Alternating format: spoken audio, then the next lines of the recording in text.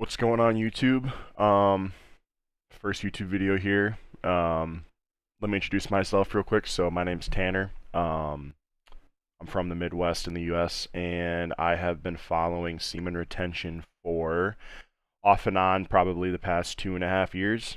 And recently I've gotten really invested in something called God mode, which is basically the intentional um, restriction or um, dissection to get rid of your lustful thoughts, or to make sure that you can discern between lustful thoughts and like actual intention.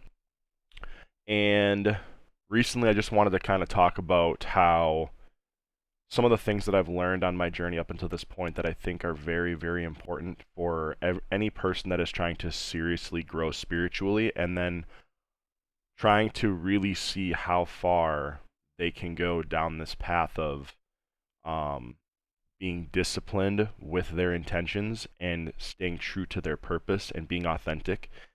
And that the first thing I would say is this path has really shown me the discernment between following an impulse and following your instinct.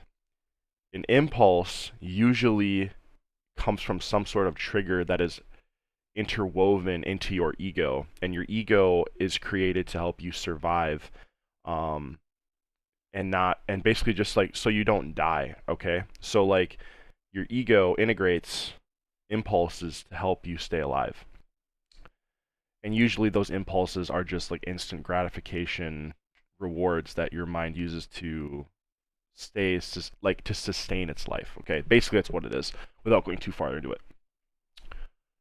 And then your instinct is,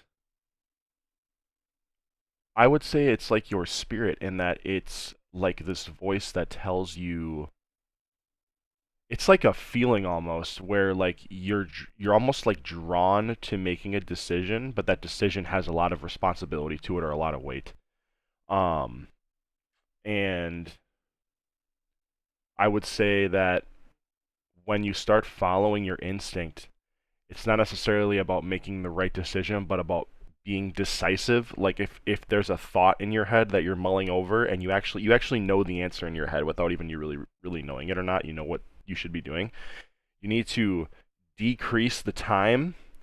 You need to decrease the time that you would usually take to make a decision. So like if your normal decision making time is like, this, you got to put it down to like this. It's got to be shorter, because when you can start trusting your instincts immediately, right? And that's hard to do. Not everyone can do that, and I can't really do that all the time either. It takes a lot of practice, but like truly instinctually knowing that you can be decisive in a moment that requires you to go all in on something is a powerful thing, because basically it accelerates action, and as you accelerate action, through action you gain momentum in any direction you want.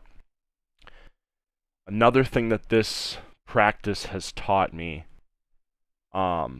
is when you put your attention on anything, whatever you're putting your attention on, it magnifies. So it sounds kind of strange, but there is a uh, theory in, believe it's quantum physics, quantum mechanics. I think it's quantum physics, called the observer effect. And what the observer effect is whatever a person is observing, okay, it could be any form of measurement that the person is trying to observe, an object or a state of a being or whatever it is.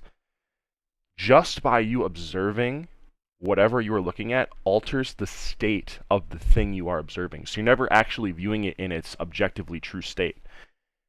So in a way, I kind of compare it to whatever you're putting your attention on is literally altering the state of whatever you're looking at.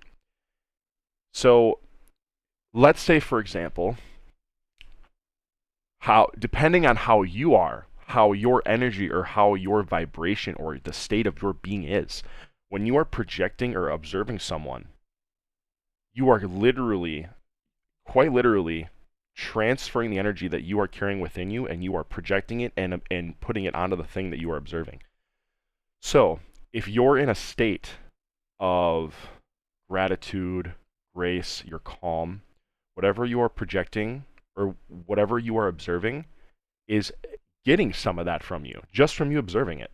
And the complete inverse of that is true in that if you are being observed by someone else and maybe they're in a state of anxiousness, lack, um, or a heavy desire, there's almost like this pull where it's like you're because the state they're in, you're being pulled to them because of how strong their energetic state is.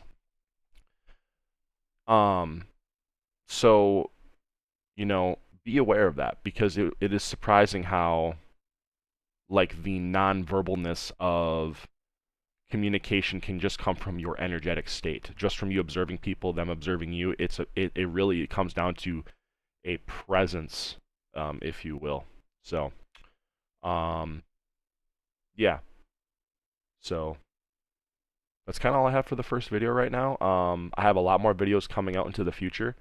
Um, I just kind of wanted to get one out there to get the ball rolling because I really want to start discussing some of these concepts of how um, we are really going through like a spiritual journey, and there is a huge shift happening right now with energy in general. Recently, the past couple days, or actually the past week, so many good things have been happening to me that I just have to thank God really, because it's like I really do all this stuff in accordance with the values. Or I try to do my best. I'm not perfect. I'm human. I fall, but I try to really do my best in um, trying to strive to become the highest version that I can possibly get to.